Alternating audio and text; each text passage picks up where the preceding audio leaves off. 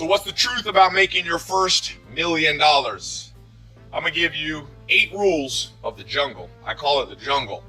I'm down here on my treadmill desk in the basement, and people have been asking me to do these old talks where I just get in front of a camera and just talk for a long time.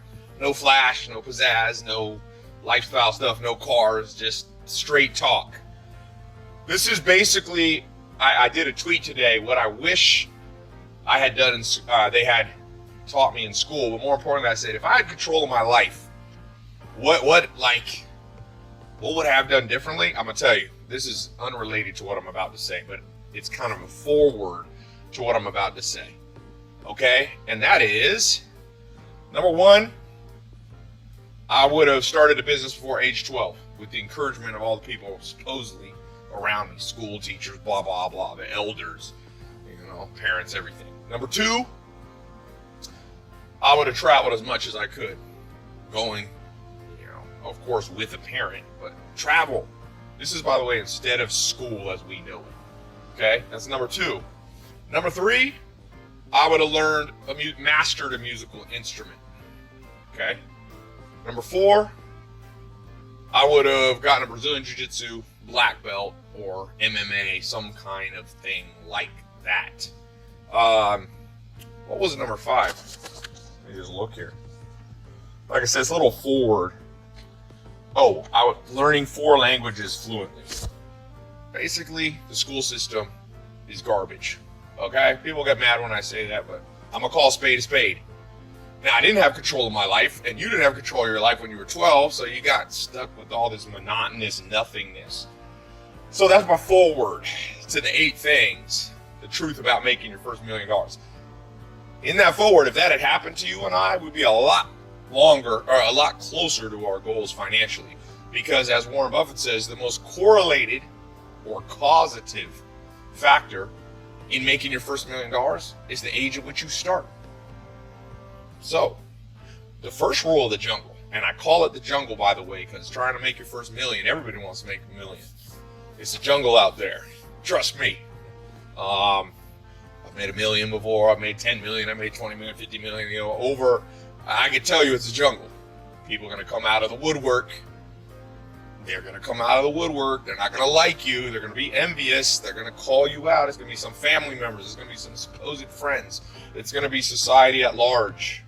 People get mad about this subject of money. Trust me, when I put my first YouTube videos out in 2014, or 2014, 2015, I was like, people will like to see the journey. Like, I'm from a mobile home. I spent most of my teenage years. People want to see the journey to a Lamborghini. Nope. Oh, it's a rental. Blah, blah, blah, blah. Like, welcome to the jungle, baby. So, step number 1, or rule number 1 of the jungle, because the jungle has different rules. Trying to make a first $1 million is just different than trying to just lock yourself into a 9-to-5 job like most of society. So, number 1, everybody wants to go through the jungle. So supply and demand says it's going to be hard. Rule number 1 of the jungle is everybody, and let me just give you this analogy of the jungle. So, here's you today, in my right hand.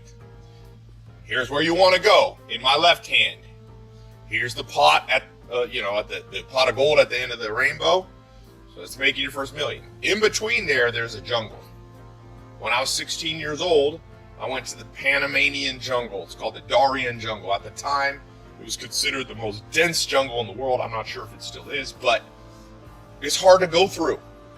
And it goes from Panama, and then there's the Darien jungle, and then there's Colombia. And they purposely have kept this jungle there because a lot of people wanted to go from Colombia into Panama, part of the drug trade. Now, that's a perfect analogy, perfect metaphor for what I'm talking about. A lot of people want to go across this, but very few do. And that's why I use the word jungle. It's not a playground out there. Okay, so step number 1, you have to understand in the law of supply and demand, there's only so much money in the world, okay? And everybody wants it. There's no people. Look, every other thing you can bring up in life, people will turn down. So, for example, let's say your goal is to get married and have 2 kids. There's millions of people who don't want that goal. Let's say your goal is a religious goal. You want to, you're Christian or you're Muslim or whatever, and you want to achieve spiritual goals. There's millions of people who don't have that goal. Let's say your goal is to run a marathon. You want to run the Boston Marathon, complete it. There's millions of people that don't care. But if you say to people, hey, you want this lottery ticket? It's $1 million lottery ticket. Everybody will take it.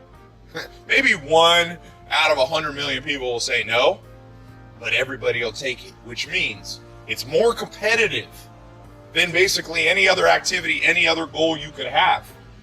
Because money equals freedom for people. Money equals the ability to accomplish their other goals. So everybody wants money. So rule number 1 is, it's a jungle because everybody wants it. And so if you think it's going to be easy, if you think it's a jungle with no thorns and no vines and no alligators and no spiders that are all around ready to bite you. When I was in the Darien jungle, it took us about 7 hours, I think, by canoe. We had a little motorized canoe to go down, and we were doing it was with the church when I was 16, and there were dentists with us and doctors, and we went into a tribe that was still using bow and arrows.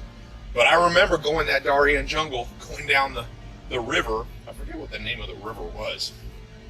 Maybe it was the Darien. And there's definitely, I don't know if there were alligators or crocodiles, but there were things you didn't want to fall in that water. It was dangerous. It was hard. You had to keep your wits about you. That's the perfect metaphor. And the reason people are so surprised that most people give up on their way to making their first $1 million is they weren't expecting a jungle. They were expecting it to be like, it's just part of life. Like, I go to the gym. It's hard to get a six-pack. Well, it's harder to make $1 million to get a six-pack. For every 1,000 people who have a six-pack, there's one person who made their first $1 million. Okay? So what's number 2? That's kind of a big picture. Let me give you a practical rule of the jungle for making your first $1 million. And that is, you should start with a service-type business. Service-type business. Now, let me step back. So rule number 2, I'm writing them down while I'm on the treadmill so I don't accidentally jump around here. Number 2 is, let me rephrase it. You need to pick well what you do. And I gave you a hint for what I consider well. Pick well what activity you're going to focus on as you go across the jungle. Here's you today. There's a jungle. The other side is your first $1 million. Most people, what they do is they either try a 9-to-5 job. I saw some YouTube video. Oh my God. It said best way to make your first $1 million. Drive Uber. I was going, yeah, that'll take about 18 years. Do the math on Uber. You're not going to make $1 million. It said, save your money from your job, save whatever, $2,000 a year. I don't remember what it was, $2,000, $10,000. Invest it wisely. Put it in tax-free or tax-deferred retirement accounts. And in 40 years, you'll have $1 million. Yeah, well, that's true. But in 40 years, with inflation, $1 million is worth $200,000. So it's stupid advice. Okay, it's stupid advice. So choose well the activity that you're going to undertake on your way to your first $1 million, because most things ain't going to cut it. Now, some people, I do a little show like a Shark Tank. It's actually this show that I'm doing now. I have different versions of this show that I'm talking about right to you live on right now. And one of them is like a Shark Tank kind of show. And I have people put their business ideas of what they're working on, and we give away money and we vote on what's the best idea. Most people's ideas on how to get their first $1 million is horrible. Either it's way too big of a stretch, like I'm gonna build the next Uber. Okay, well, Uber is not a good first starting business to make your first $1 million. Even the founder of Uber, Travis, that was his second real thing he focused on. He first built a business and I think sold it for like $10 million.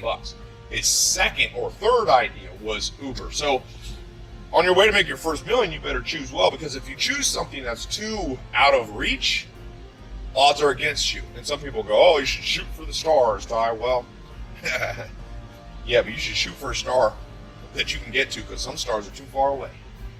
Study the solar system, study the universe. You're not getting to some stars. Not in our lifetime until there's some kind of quantum leap ability.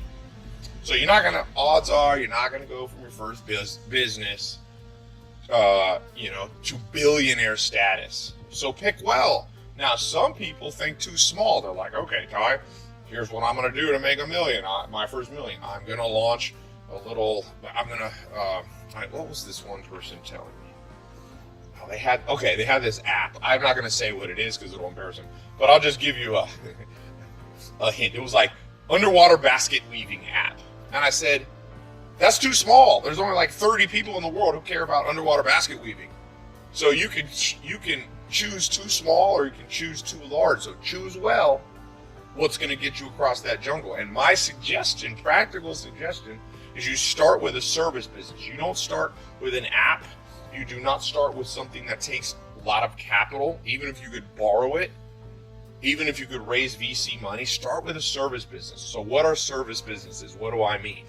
Well, before the internet, a great example would be like a dog walking company, right?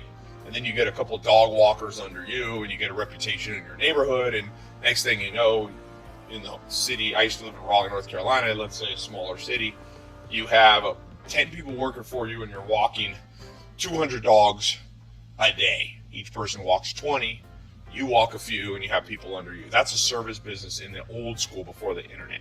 Or another one would be like a personal chef or a personal trainer. These are all service-based businesses, right? You don't need a lot of money to become a personal trainer. You get a certification, or some trainers don't even have a certification, and you sell your time. So service businesses, you're primarily selling your time. Dog walkers, selling your time. You could scale the business a little bit by getting other dog walkers under you. Car wash, mobile car wash. There's some people that wash my cars. They build a little service business. They're selling their time. They're like, hey, I, the owner, along with 2 assistants, will show up at your house and will wash your cars. They've been washing. Now I have like 4 or 5 cars at that house, but at the peak I had 7 cars there. So they would come. I forget what I'd pay them, but they probably make $1,000 or $1,500 just doing that. They sold their time. So service businesses, the S in service business, selling your time.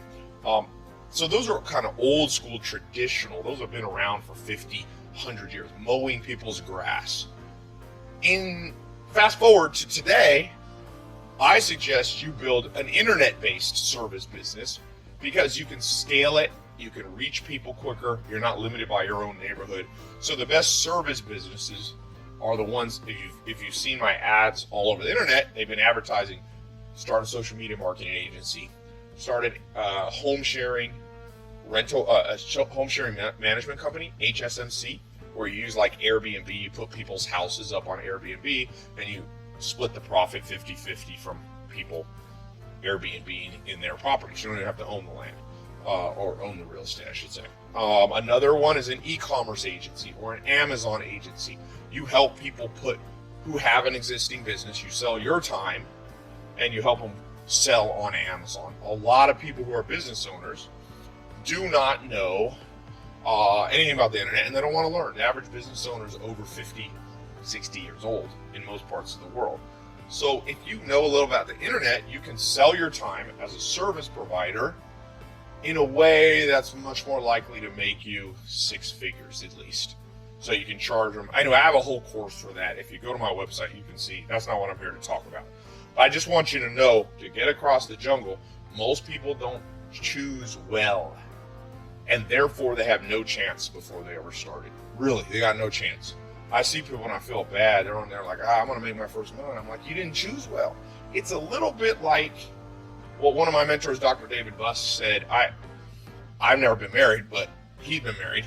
And he's spent 40 years studying psychology. He's one of the most respected psychologists. He taught at Harvard and wrote all the textbooks used at Ivy League schools. And I just said, give me one piece of advice you've learned about marriage and dating. He said, choose well. He said all the stuff about, how to revive and fix a bad marriage or fix a bad dating relationship by going to therapists and practicing meditation together and all these things. He's like, better than all that is just choose the right person. And then you don't have that headache. Same with the rule of the jungle, the law of the jungle to get into your first million. If you choose the wrong person, you're going to spend all your time fixing and putting out fires, or you're going to just limit. There's not enough market. Like I said, this guy did $1 million app into something as stupid as like training people on how to do underwater basket weaving.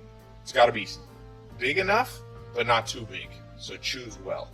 I could do a whole nother talk on that, but I gave you I think the three best opportunities right now is a social media marketing agency where businesses pay you $1,000 to $10,000 a month. It's Airbnb, where you use Airbnb, you find real estate, homes for sale, or people who have an extra vacation home. You go up to them and say, these properties you own are just sitting, ma'am, sir.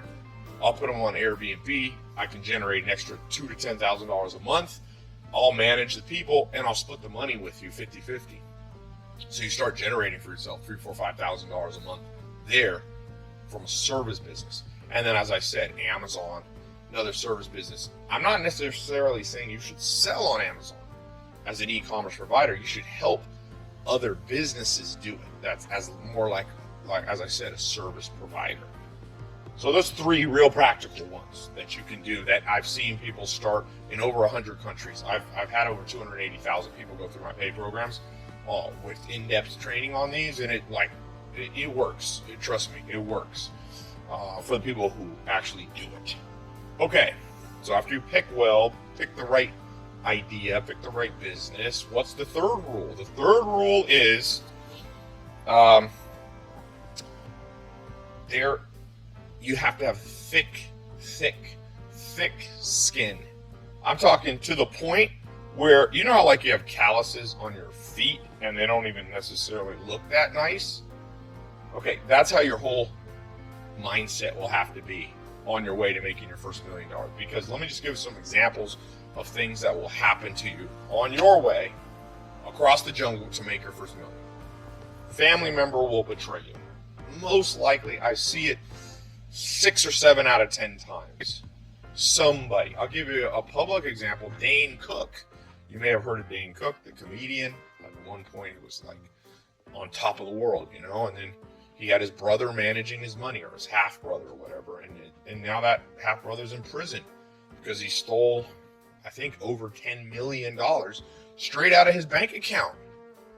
You know, the person you thought you could trust, your own flesh and blood, no. Out there, you're on your way to making $1 million, and somebody's on the way to steal it. And so I saw a little interview. I don't know Dane Cook, but I saw a little interview where he was talking about how it made him, I don't want to say the word depressed, but something like that, to the point where maybe you don't want to proceed. And I'm telling you, when that first betrayal comes, you're going to have super thick skin, to the point where you're just like, oh yeah, I was expecting that. I'm good. I'm on my way to making my first $1 million. Someone stole $200,000 from me. Good. I'll make it up. That's the thick skin you need. And you ain't going to make it. I have a guy, a sales team, and I have a new guy that started with me. And this is just yesterday, he called somebody. He said, yes, I want to buy what you're selling. So, but the guy said, I'm a little busy now. Can you call me back in like 3 hours?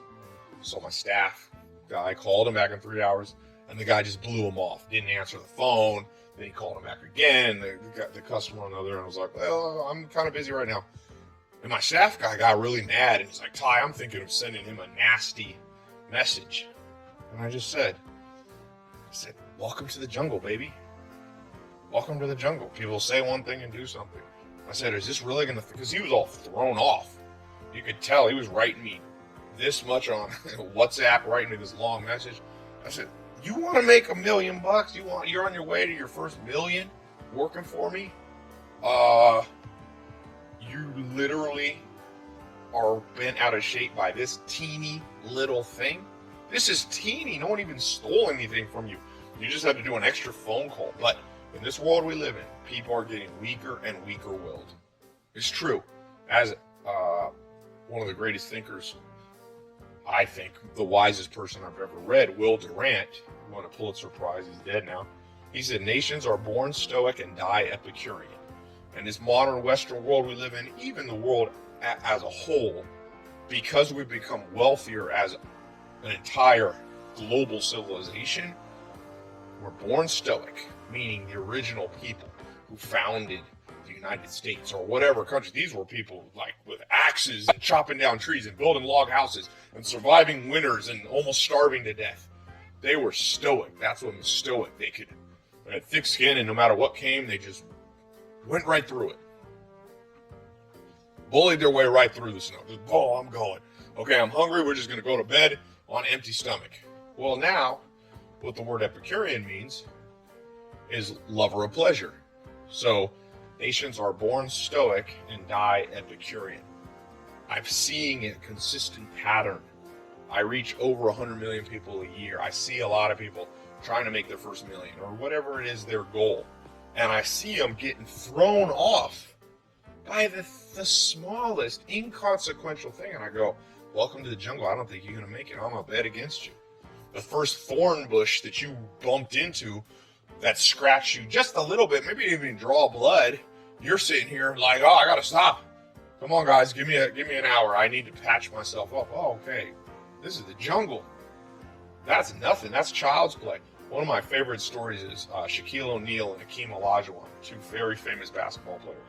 And when Shaquille O'Neal came into the NBA, become a pro basketball player, he was used to being the biggest, strongest, toughest guy. He was over 7 foot tall.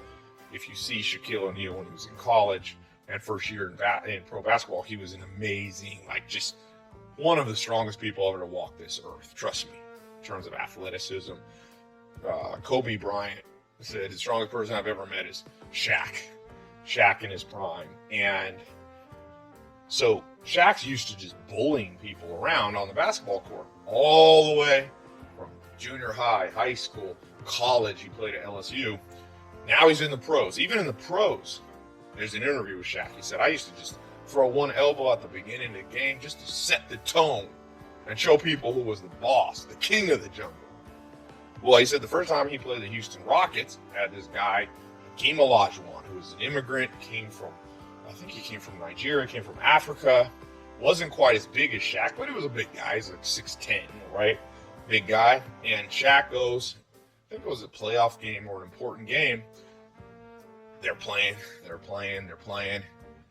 And Shaq is being guarded by Hakeem Olajuwon, and he goes, I just want to show him who the boss was. So he said, I threw an elbow and hit Hakeem Olajuwon right in square in the chest. He said anybody I'd ever done that to pretty much was intimidated for the rest of the game. So he said, I threw that, scored the goal, and as we were running down, Hakeem Olajuwon just came up next to me and just went, because he has this deep voice, he went, good one, little man, and just kept playing and totally psyched Shaq out. He said, I threw my strongest blow at this Hakeem Olajuwon guy, and it didn't even faze him. He thought it was funny. And that's the attitude you need to make your first million, to get across the jungle. When someone throws a blow to your chest, figuratively, hopefully not, actually, but they throw something at you, you're just like, ha ha. You do that to people get a little freaked out, and you make it through the jungle. You find me somebody who the first little thorn, like maybe your first business idea is going to fail and you're going to lose 6 months of your time and $10,000, or maybe $50,000. The first person just goes, ha ha, good one. Now I know what not to do next time. That's the person I'm betting on. Okay? So rule number 3 of the jungle is you better have thick skin, or you better not enter and just be happy with a 9-to-5 job. There ain't nothing wrong with a 9-to-5 job. There's nothing that makes a millionaire a better person than, some of my favorite people on earth are Amish people. I lived with them for years when I was young. A lot of them make $30,000, and they're nicer and greater. In my mind, my estimation, I like them more than 99% of people I meet who make $1 million. So this is not a judgment call. I'm just saying, if you are one of those people called to be a business person, an entrepreneur, someone who makes money, and I do believe it's a calling. I don't believe it's for everybody. It's just like not everybody should be a doctor, but we do need a lot of doctors. Not everybody should be, a carpenter. But we need a lot of people in construction. Well, same with entrepreneurs. Entrepreneurs can do a lot of good in the world. Look at people like Elon Musk, coming up with innovative ideas around clean cars and clean transportation and solar power and all that. Government ain't going to do that. It's going to be entrepreneurs. Okay, so what's rule number 4 of getting across the jungle? And that is, you better be a master of time management. Time management. I recommend you read a book by Harvard Press called Managing Oneself by Peter Drucker. In fact, you can just read the first 5-6 pages. It's a small booklet. I've been recommending it for years.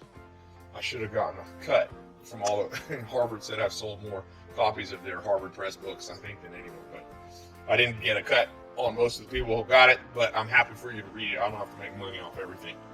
I just like to recommend that book. And in the beginning of that book, he says, look at the great geniuses or the great accomplishers, quote unquote, of the last 500 years. Leonardo da Vinci, right? Albert Einstein, Bach, the musician. Same 24 hours as the most unproductive people on planet Earth. So you better become a master of time management. That is a rule of this jungle, because this jungle, the sun sets and rises, and you got a minimum amount of time to get across this jungle. You don't want to spend too much time in the night in the jungle. Well, on your way to making your first million, you don't want it to take 50 years, because making your first million in 50 years, there was a guy, Mr. Beast, he's one of the top YouTube influencers. I think he's the fastest growing channel on YouTube.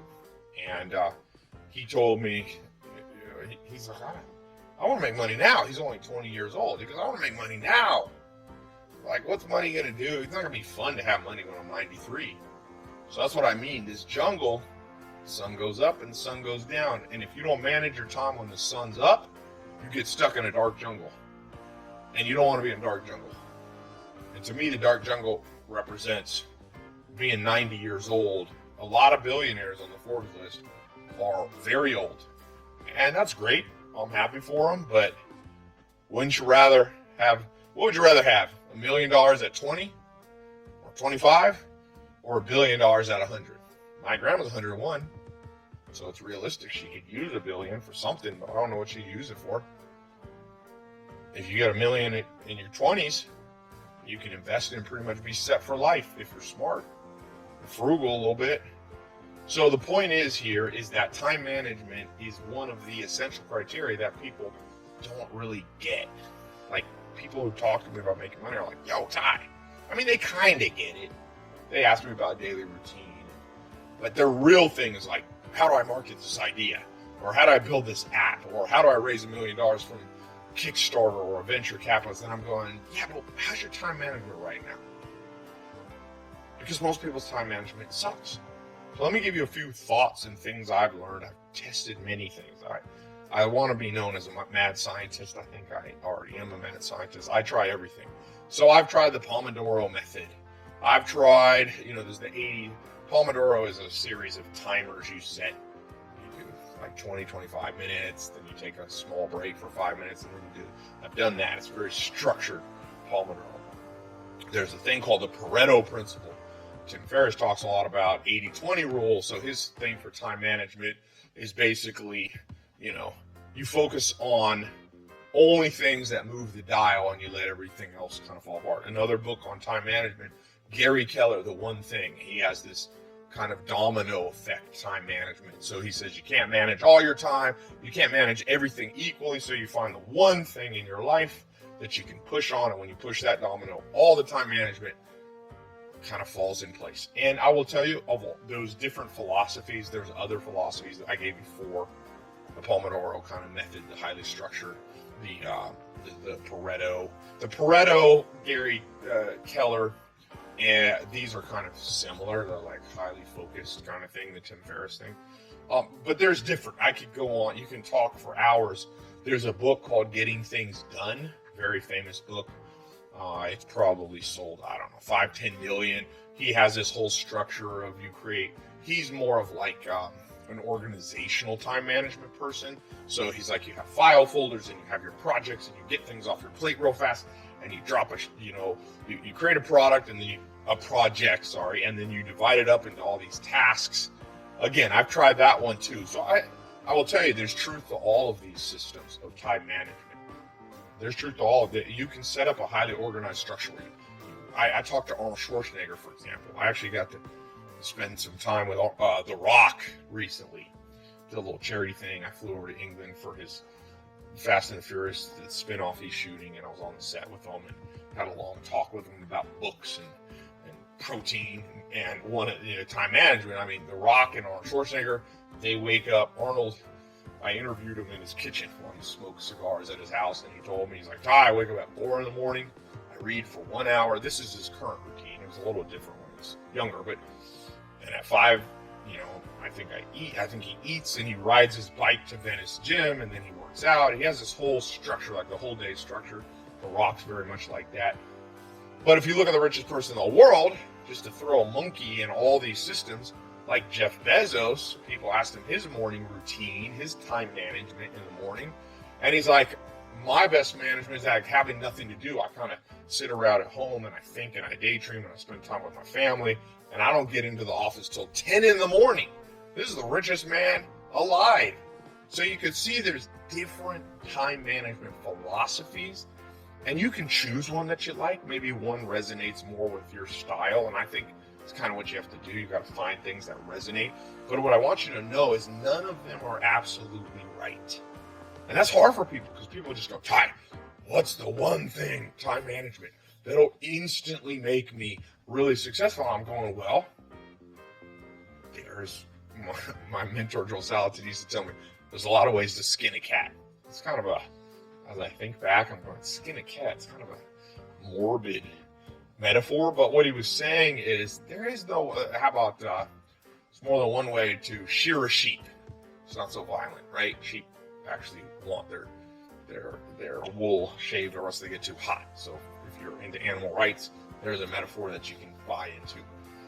There's many ways. One of my jobs, when I didn't have any money, I got stuck in New Zealand. When I was traveling the world learning from mentors, I ran out of money. I had to shear sheep in New Zealand. It's a very hard job, but there's various approaches to shearing the sheep, okay? There's no one way. There's different people do it in slightly different ways. So the first thing you got to know about time management is there's no absolute rule. The second thing you have to know is you're just going to have to kind of flip a coin and pick one to try for a while. And the third one is experiment with many, many things. Do not listen to somebody who tells you to be successful, you have to wake up at 4 in the morning. There's lots of people that I know that wake up. My business partner, he and I combined have done over $1 billion in online, gross sales online. And he's very successful. And he doesn't like to do anything before like 1 p.m. It's like, Ty, I've always had my best ideas at night. So there's an example. You could show counter arguments that to get across this jungle, yes, you have to know how to manage your time, but it's not always like just wake up early. That's an oversimplification. So what must you have with time management? That's what I want to talk about. Well, if it's not these little things like what hour you wake up, and if you work out in the morning or later, or if you use a stopwatch to time yourself, what is actually essential that everybody must have in time management? And I'll tell you what I think it is. This goes back to Peter Drucker in the book Managing Oneself. The best time management is spending the majority of the day on the things you're really good at naturally. That is the best time management advice you ever heard and will ever hear. Not to sound cocky.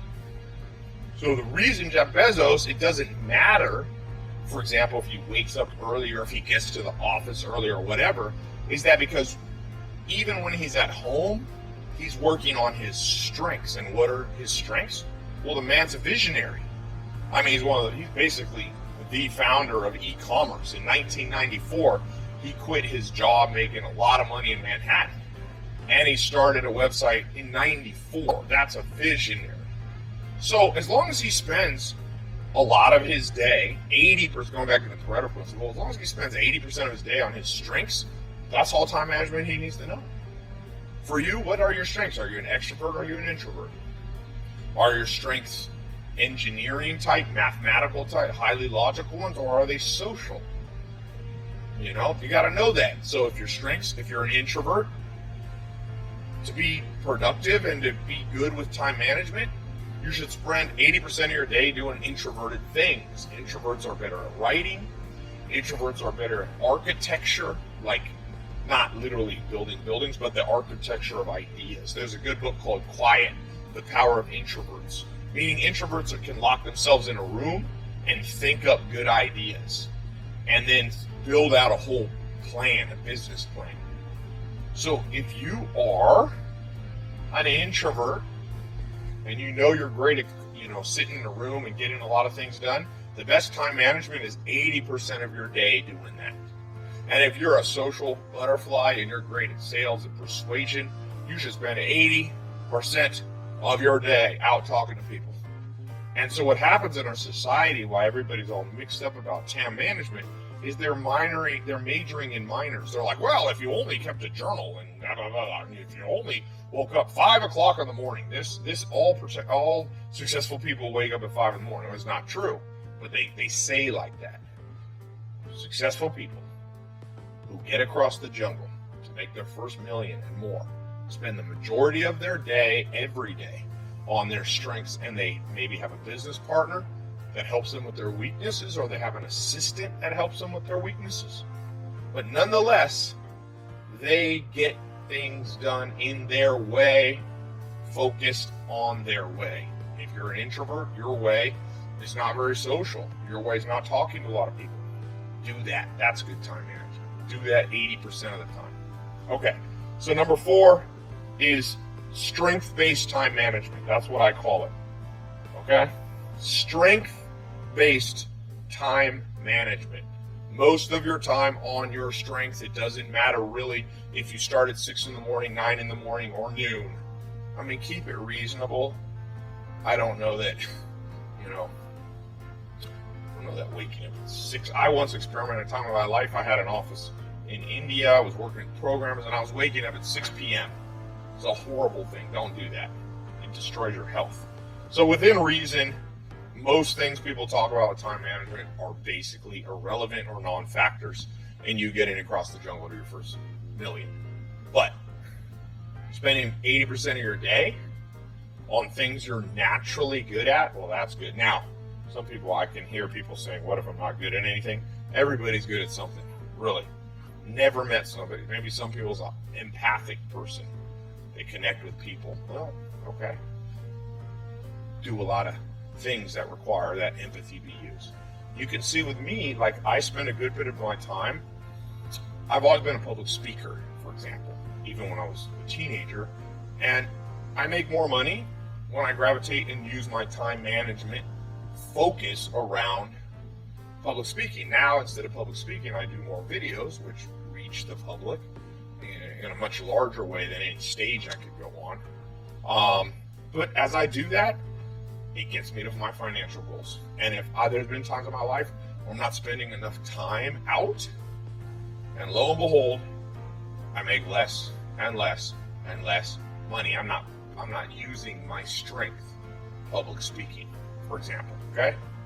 All right, let's move on here. We've got 4 left. 4 left. Truth about making your first $1 million, 8 rules of the jungle. Number 5. I got to talk about, and it's a little controversial, my take on this. We got to talk about hard work and hustle. Okay? Hard work, hustle, and grinding, question mark. So this is a little different rule of the jungle. This is like, do you need it to get across the jungle? Is it real? Because a lot of people, this is the most common thing that you'll be told by your parents, your teachers, and society. You get what you want, you better work hard. So the question, rule number 5, is the truth about hard work, hustle, and the grind. And this is what I think is true, and it's very hard to refute what I'm about to say, even if you don't like what I'm about to say. Hard work does not get you across the jungle alone. So just focusing on hard work will not get you across the jungle to your first million. There are literally 1 billion people or more in this world working hard every day. I've been to India.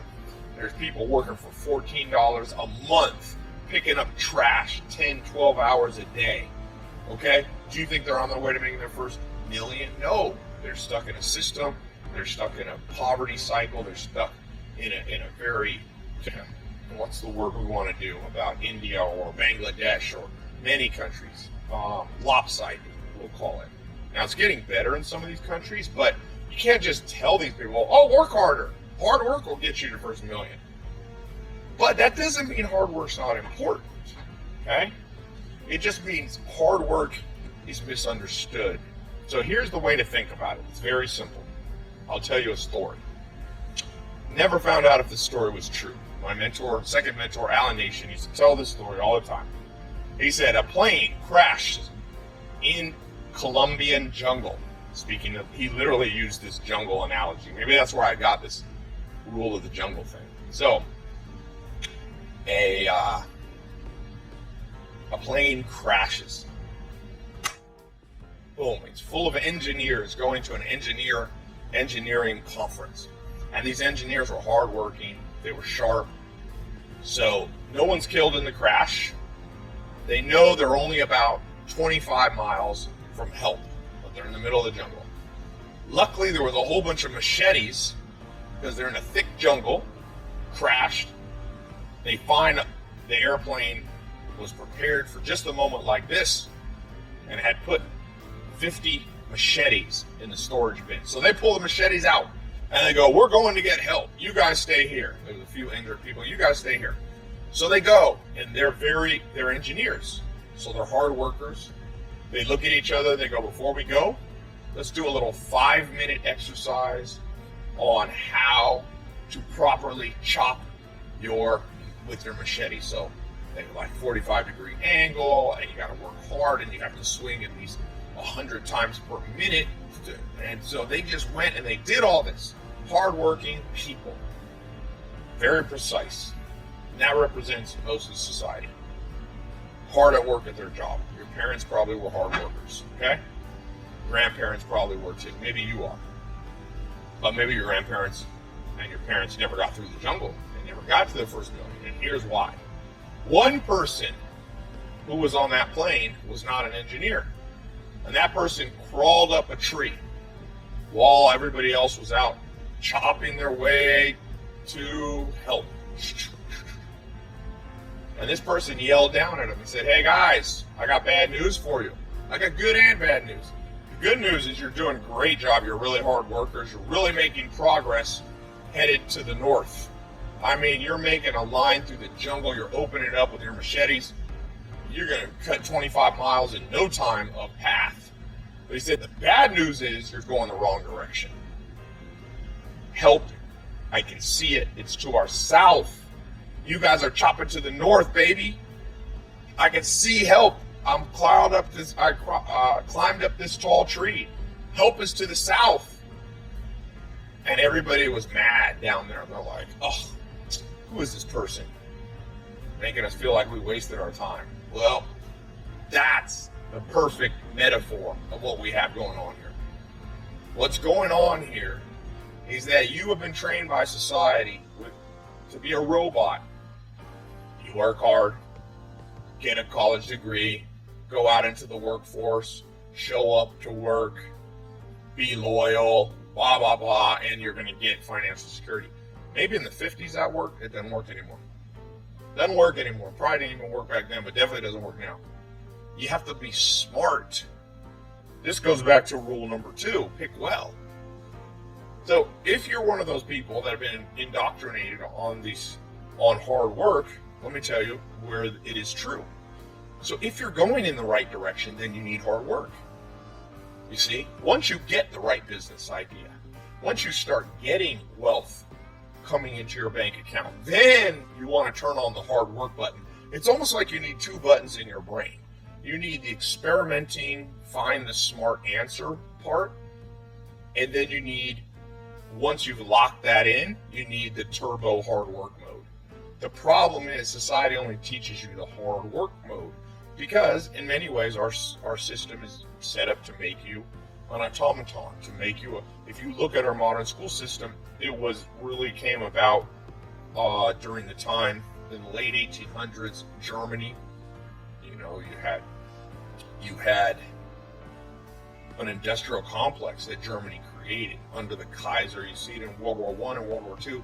It created soldiers. It created factory workers.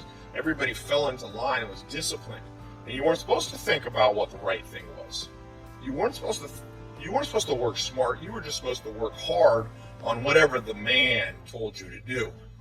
And that system has carried forward to this day. And so you're going to have to reprogram yourself to go, I only work hard once I figure out what actually will work for me. Okay? So this brings us to rule number 6. You need to experiment, ideally, with 12 things per year. 12 different ways to get across the jungle making your first million. So don't just go, Ty, I got a business idea. Just go, hey, Ty, I'm going to test this one business idea. One. And you do it for about a month. And if you don't just work hard at it, you test it. So rule number 6 is experiment at least 12 times before settling down with one business idea. The reason people go, Ty, I see you have all these different business programs on your site. Why do you have so many? Well, because not everybody wants to do social media marketing agency. Not everybody wants to do e-commerce. So I build as many programs as I can with realistic ways that I think people can launch their first entrepreneurial business venture. But I don't think that I'll ever find one program that everybody should do because people are different. Extroverts will do better with social media marketing sometimes because sales, for example, I find extroverts do a little better, although there are always exceptions to that rule. I know some insane introverts that make a lot of money in sales, but my point being is you gotta test 12 things. The average millionaire has definitely tested 3 to 10 different businesses. Look at not Ray Kroc, but look at Colonel Sanders, who started Kentucky Fried Chicken, which now is, it's huge in China. It's a massive multi-billion-dollar company. There's a list. There's a good book. I think I have it on my website. It's an autobiography that Colonel Sanders wrote about himself. It's a wild book. He writes in the most grammatically correct way possible. But who cares? He got to the jungle. He got through the jungle to his goal. It took him a while. So you probably don't want to do exactly like Colonel Sanders. But the principle was he tried a lot of stuff. And a lot of things failed. He was a motel operator. He delivered babies. Without even having a medical doctor. He fought in the Spanish-American War, I think, which is crazy since that's like the beginning of 1900, or he fought in Cuba or whatever.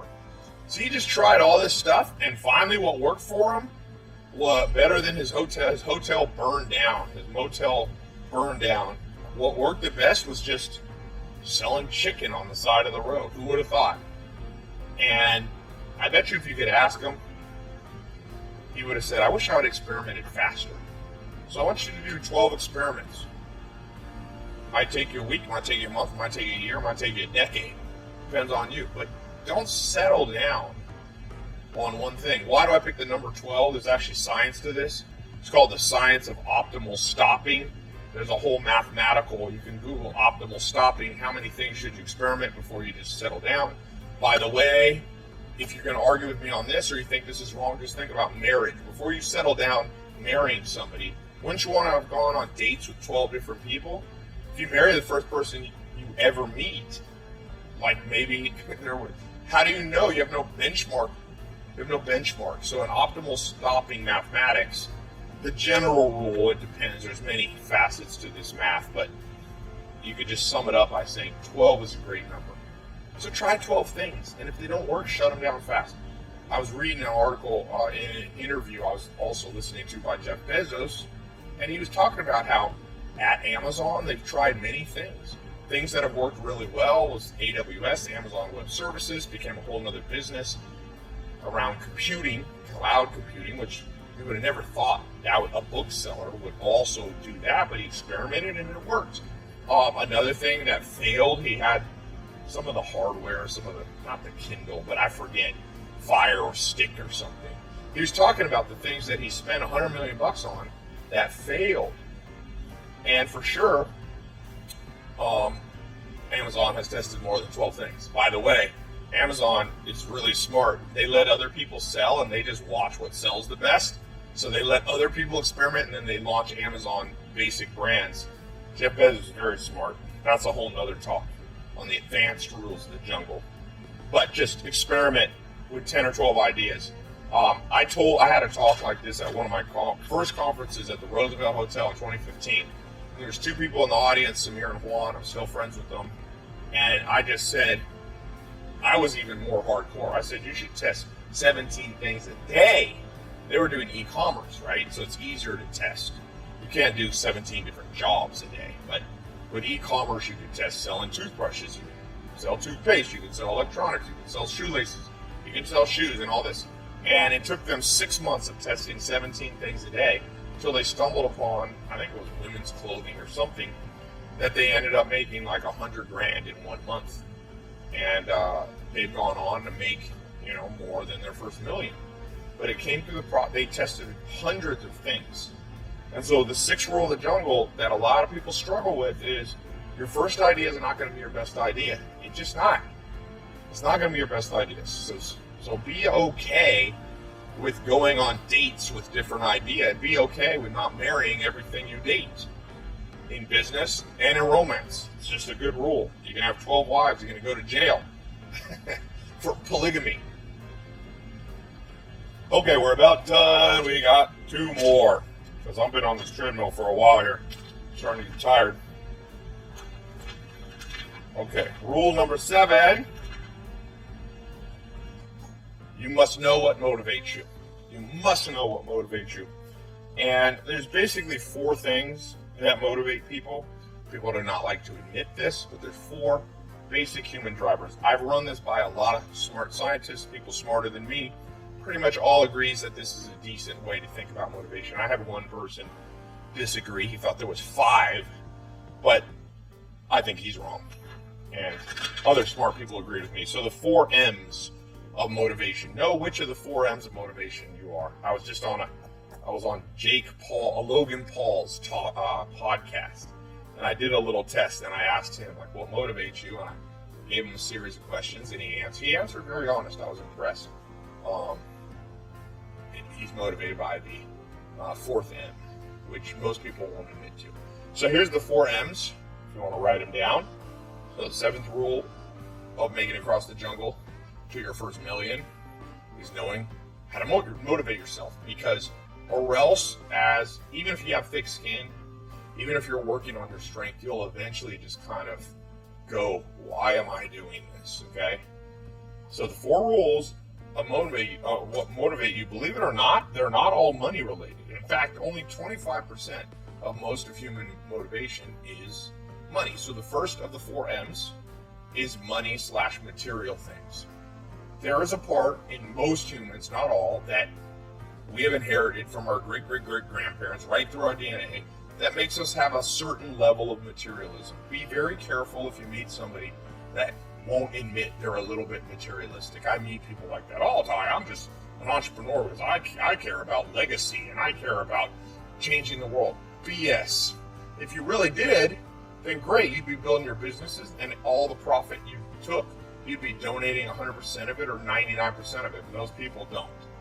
Because there's nothing wrong with having some motivation around the first M, which is money/material things. The second one is mating/love. Okay?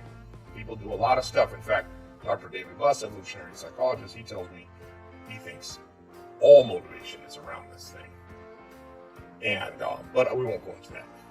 Number 3 is movement/freedom. Okay? People are motivated by more freedom. They don't want to be tied down. They don't want to be told what to do. You see that even with little kids. You tell them what to do, and then they want to do the opposite. So that's deep in our psyche, in our DNA. The 4th thing is mastery/status. Some people just want to be known. You're the man. You're the woman. Like, they just like acknowledgement from others. Again, nothing wrong with any of these four as long as they stay in balance.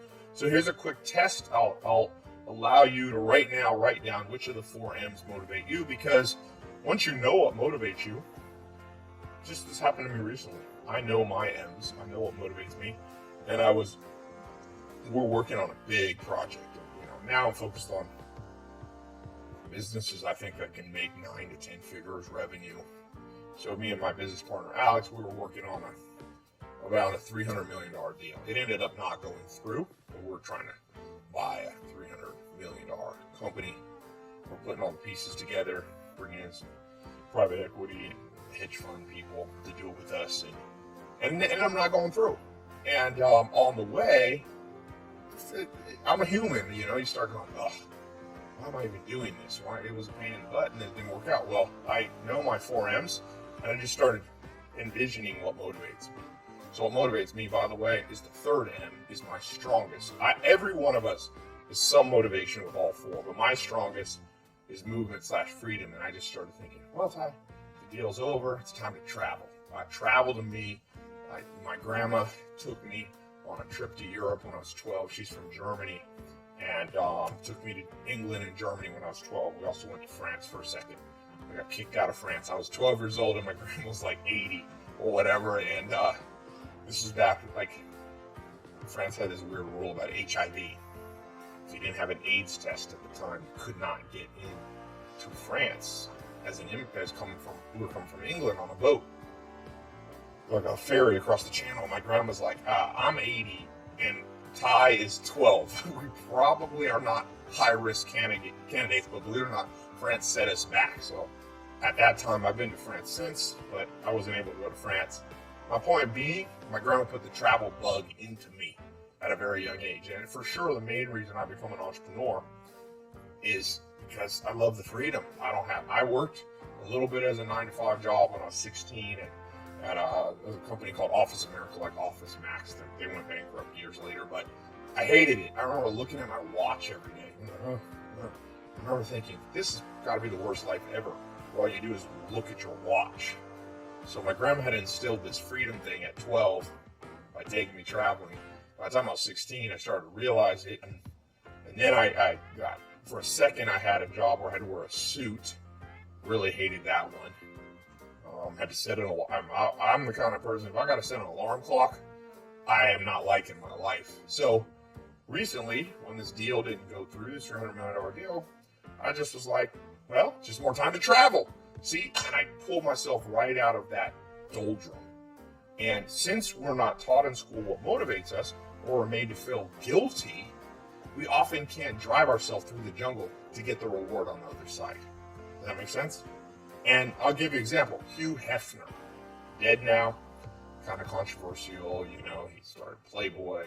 But if you look at Hugh Hefner, okay, he died with, I think, net worth of $100, $200, $300 million. Not the richest man ever, but I don't think his first motivator was money, material things. I think it was the second one, mating/romance. Obviously, right? That was his thing. And it wasn't just women, by the way. He was a very social guy. He had his friends, and he would do parties, and he would have them every Monday. All his friends would have game night and then movie night. So he was very, in that mating/romance, I would put even social, not necessarily just dating and love. But that was his motivation. So he didn't care. To him, he felt like he won. Even though Jeff Bezos had more money, or Bill Gates, Hugh Hefner didn't care because he knew what motivated him. As far as I could tell, I got to meet him right before he died. His son, I met, apparently follows my social media, Cooper, and invited me to the last Midsummer Night's Dream party there. It was kind of cool. The most interesting man in the world was there. It was an interesting group of people, including the Dos Equis, most interesting man in the world, which I thought was funny. But he knew what motivated him, and he didn't really care that society said that shouldn't motivate you, So here's a little test we'll do, okay? To figure out which of the 4 M's is your strongest motivator. The strongest motivator. I actually, probably by the time you see this video, I have a quiz, a free quiz on my website. Go to tylopez.com, there should be quiz, and you click it, and you can click the 4M's quiz. I've been working on building it. There was a few bugs in it, but maybe by the time I release this, you can take that quiz. So I'll do a quick quiz for you right now. If you have the choice between the richest person in the world, but you had to be celibate for the next 10 years, yes or no? You could be the richest man or woman on planet Earth ever, but you gotta be celibate for the next 10 years, the next decade. No boyfriend, no girlfriend, no dating, no kissing, nada. Nothing, no physical contact. Okay? If you raise your hand, yep, I'll take the money and I'll go, I'll date 10 years later, then I bet you one of your strongest motivators is the first one. If you go, no way in the world would I even do 5 years, then you're probably more motivated by mating, romance, love, social. Okay, so that's how you pick between the first two there. Let's take the last two. You got movement freedom and mastery status. Okay, which would you rather have? You could either travel the world freely, no agenda, just have just enough money to do everything you want, but nobody knows who you are. Nobody. Your Instagram followers, you have like one. No one really respects you. Nobody looks up to you. You go to speak at a conference, people are like, who's this person? No one cares. But you know yourself, and you got a little group of friends, and you're just enjoying life wandering. Or you can't leave your city for the next 10 years. You got to stay in one place, but you are the man. You are the woman. You got New York Times best-selling book. Your social media following is 20 million people. You know, you go places, and you go to a nightclub, and the doors open up for you. It's like, ooh, yes, sir. Yes, ma'am. Come on in. You're loved by people. You're acknowledged. You're encouraged. Which of those two? But you can't travel at all. Or you can just travel and be a nobody. If you'd rather travel and be a nobody, then status is probably not that important to you. 4M's not that so important. You know?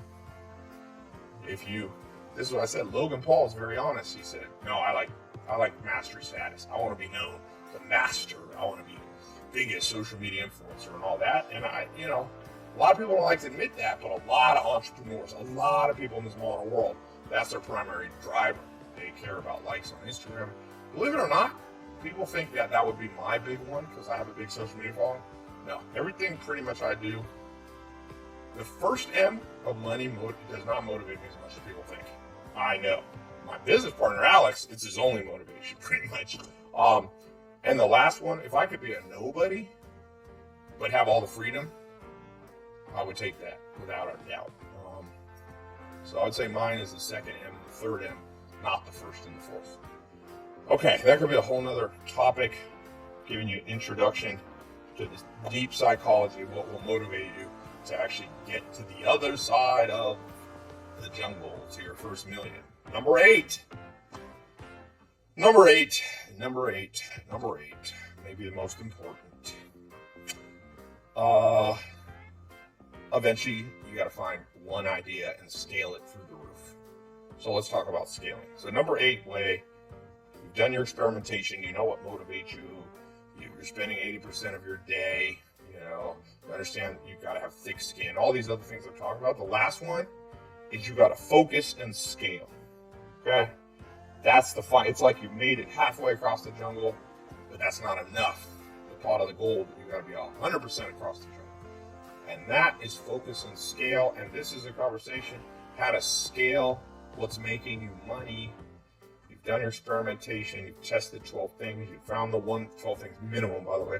And you find it and you're going, and now you got to scale it, because a lot of people figure out how to make $100,000 a year. Very, not as hard as you think. Very, very, very, very, very large percent of people who try across the jungle figure out how to make $100,000. $1 million. I said $1 million. $1 million is much more difficult. And it's because to scale from 100 to 1 million, it's a 10 times, right? It's a 10x scale. But it's actually takes more than 10 times the skill. Okay? It's kind of like to bench press 100 pounds, or let's say 50 pounds, versus 500 pounds. It's more than 10 times harder. Okay? Because basically the entire planet can bench press 50 pounds. But more, so let's say a billion people can bench 50 pounds, right? But a tenth of that can't bench 500 pounds. Does that make sense? A tenth of that. It's not like it's not like 100 million people can now bench 500 pounds. So it's more than 10 times difficulty to go from making 100 grand to making a million. It's not difficult. It just takes more than 10 times the skill. Okay? It probably takes 30 times the skill. So to scale, the S in scale, I always think skill. Skillful people can scale. And so if you're stuck on your idea, whether it be e-commerce, social media marketing, if you listen to me and you got a service business can definitely be scaled to $1 million. One of the people who teach in my social media marketing agency, Joe Soto, he's got an agency that does over $1 million a year. He does like $1.5 million or something.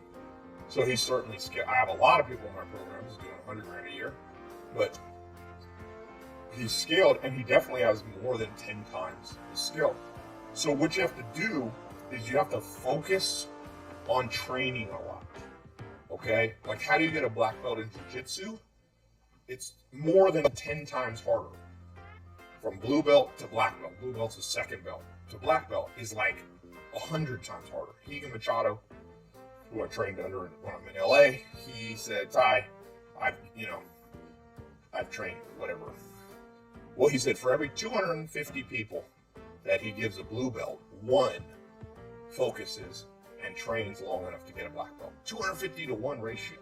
That's probably the ratio of people who make 100 grand a year who figure out how to get to the jungle to make your first million, their first million.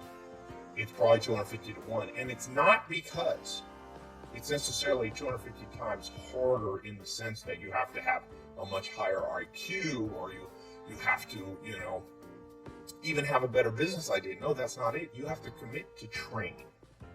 So focus and scale comes from skill, and skill comes from training. And this is a bizarre thing. Like any sport, I played on one of the top high school basketball teams, Enloe in North Carolina. North Carolina is the biggest basketball state. I think it has the most people in the pros. Michael Jordan's from there. Jerry Stackhouse was in my league. John Wall's from the same league that not the same year, but the same league. And we had drills. I mean, I went to a school, we had 7-foot center. We had we played Oak Hill. And we trained all the time. But then I meet people in business and I go, are you training? No, I just do my business. I'm just like, I'm like launching my business. I'm like, where's your training aspect? Training is where a master or a mentor gives you drills to do. That's why I tell people to read a book, because that's like a drill for business. People go, I don't need a book. Well, what you're saying to me is, no, I can become a black belt without repetitive skills. You need repetitive things you do every day. A good place to start is read more. You're going to meet people that tell you, oh, I didn't need to read and I made $1 million. Well, they're an aberration, they're rare, and there's usually a story behind them. Like their parents had money or gave them a business or something. Trust me. Let's go to the top of the Forbes list if you want to argue with me. The skill of repetitively reading different books on different subjects to fill up your brain with skills. I'm not saying only books, but I'm just using books as an example. Okay. Richest person in the world right now, richest man, Jeff Bezos. Not only does he read a lot, his first business was Amazon selling books. That's how much he loves books. He built his empire on books. And trust me, he reads a lot. There's a good book called The Everything Store about Jeff Bezos, and it talks about how he walks around with a copy of Made in America, which is Sam Walton's autobiography on how Sam Walton built Walmart. And Jeff Bezos has read it so much the pages are falling apart. See, he trained to build skill. One of his training tools was reading. Okay? Second richest person in the world, Bill Gates. Bill Gates loves books so much that his wife and close friend says he goes on vacations, but he calls them reading vacations. He literally takes a vacation just to catch up on all the books. He'll bring 17 or 20 to 40 books, and he'll just go on vacation for 2 weeks and literally just read 8 hours a day. That was when he was running the biggest company in the world simultaneously. He still made time. So you're going to tell me Jeff Bezos and Bill Gates need books, but you don't. Third, Warren Buffett, third richest person in the world most years, depending on the year. Well, Warren Buffett says to this day, still reads 500 pages a day, 5 days a week. He said at his prime, he would read 800 pages, sometimes books, sometimes newspapers, and he would also read annual reports. That's how he found good investments. So there you go. You don't always have to read books. Read magazines, read long articles, read newspapers. There was a time in my life, I'm not doing as much as I should, but I subscribed to like 40 magazines and newspapers from around the world. Boy, that's good. In fact, I'm glad I'm doing this video just to remind me to get back on that train. I'm still subscribed to probably 10 different publications. I still spend over $30,000 a year on books, over $3,000 a month. So I'm not out of the game of training, but man, the more you learn, the more you earn. Because the process of reading, now I'll add to that watching YouTube videos. I go to a lot of conferences. There was a time in my life I committed to go to one conference a week. Now, I couldn't keep it up. I wanted to do it for a whole year, but I did it. I probably went to like 8 conferences in 4 months or something. It was a little bit too much. But boy, if I had started, it would have been better than me going to 6th grade or 8th grade or 11th grade. It was like a waste. I should have been going to conferences, different ones, business ones, social ones, or networking events. Like, these are all training the mind to scale. I scaled in 2014 on YouTube and video advertising because I was at some conference and someone looked at me. I don't remember who it was. I wish I could think of it. And said, Todd, I think you'd be good on YouTube. See, that wasn't even my idea. And since then, I'm at 1.9 billion minutes watched in my YouTube videos. That idea that I scaled with came from listening to other people. So I said books, newspapers, magazines, going to conferences and listening to speakers, YouTube videos, podcasts like you're on now, paid courses, consultants. I've got paid courses. I sell paid courses, but I also buy them. I've bought so many paid courses that aren't my own. Obviously, I wouldn't charge myself, but I pay consultants. I pay mentors. I've got people on the books that I literally pay every month just to be on retainer for me to ask them questions. People like Dr. David Budd. I'm like, the president has 15-person cabinet. I need at least 15 advisors. So this idea of focusing and scaling mostly will happen where you can go from 100 to 1,000,000 by imagining your mind as a sponge, and you're just absorbing, you're putting yourself in a place to absorb more. Then the scaling comes naturally. People think scaling is very hard. It's not. It's a consequence. It's a repercussion of having trained correctly. Training brings skills. Skills brings scaling, effortless scaling, or somewhat effortless scaling. Okay? So read more. Listen to more podcasts like this. Watch more videos like this. Go to more conferences like this. Hire consultants. Join masterminds, paid masterminds, free masterminds. I got a paid mastermind. It's $25,000 or $50,000 people pay to come 4 times a year to a mastermind environment. People have come. I remember one of the first people who paid $25,000. He had a business where they used helicopters to spray agricultural crops, and he was there and he had paid $25,000, and he talked to me. He was going, oh, what should I do with my business? And I gave him one idea on how to sell his business. I think he either sold his business or sold part of it. He made like $2 million. So he invested in himself in the mastermind. I'm not even trying to sell you in my mastermind. I don't take that many people in the mastermind. But the point being, find stuff like that. Some of it, you're going to invest time or money in building your skills. I had a jiu-jitsu. I had Julio Cruz here. He's a black belt in jiu-jitsu. Here, I'm in New York. And I was so busy, I paid him extra to come to my place and do a personal training. That's money. So, but that allows me to scale my health, scale my jiu-jitsu skills. But he trained. All we did was drill. We did drills today.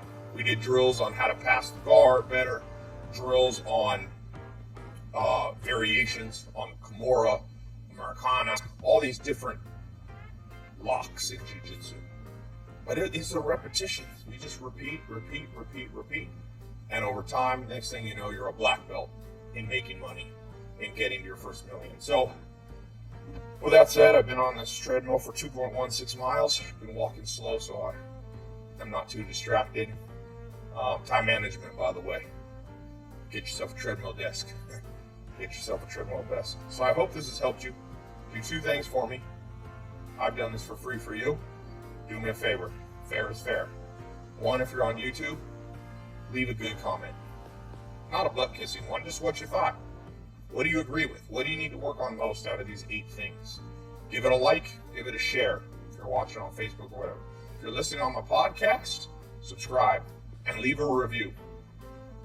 Subscribe and leave a review. Sometimes I see people I don't know what's up with the Apple iTunes algorithm. Somebody left a negative comment 4 years ago and it's still the first review I see. I'm like, what's up with it? And they're like, your audio quality wasn't good. I'm like, well, you get what you pay for, baby. You didn't pay nothing for this. Don't be complaining too much. Anyway, hope this helped. And talk to you soon.